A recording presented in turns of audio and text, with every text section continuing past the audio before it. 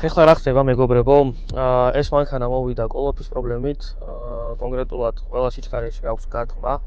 დიაგნოზი დაუსმეს, რომ კოლოფი გაფუჭებულია, ჭირდება შეცვლა ან გაწმენდა, რაც არ შველის პირდაპირ გეუბნებით. პრობლემა რაშია? ყველა სიჩქარეში აქვს გარტყმა. მით უმეტეს პირველიდან მეორეში მაღალ აბაროთზე. მოდით ეხლა გავტესტოთ.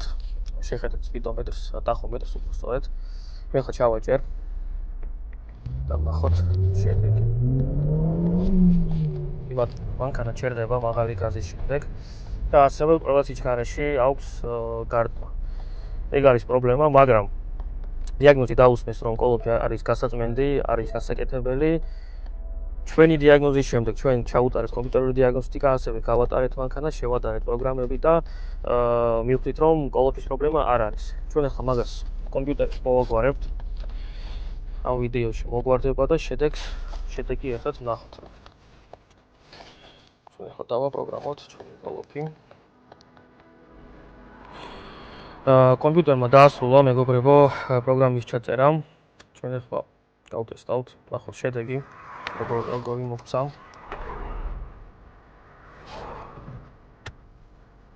ადგილიდან ჩავაჭეროთ ისევ, შევხედოთ გადახდას.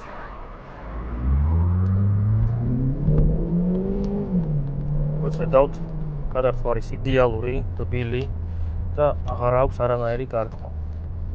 არც დაბალ სიჩქარეზე და არც მაღალ სიჩქარეზე. როგორც ხედავთ, კოლოფის დაშლა არ მოგვიწია, მოგვარდა ყველაფერი კომპიუტერი ძალიან მარტივად. ასე რომ სანამ კოლოფს დაშლით, ჩემი რჩევა რომ კარგად შეამოწმოთ, გამოცდილ ხელოსანთან მიიყვანოთ წერტყვა ამ კარობკებში და სანამ დაშლით, სრულად შეამოწმეთ, რომ ტყუილად ხარ გადაკაროთ და ბევრი ხარჯი არ გქონდეთ.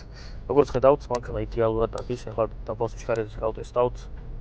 დაბალი სიჩქარეზე იდეალური გადართვები აქვს, მაღალ სიჩქარეზეც იდეალურად არის, არანაირი შედარება არ აქვს, არც კოლოფის გაწმენდა დაჭირდა, არც შეკეთება და არც შეცვლა.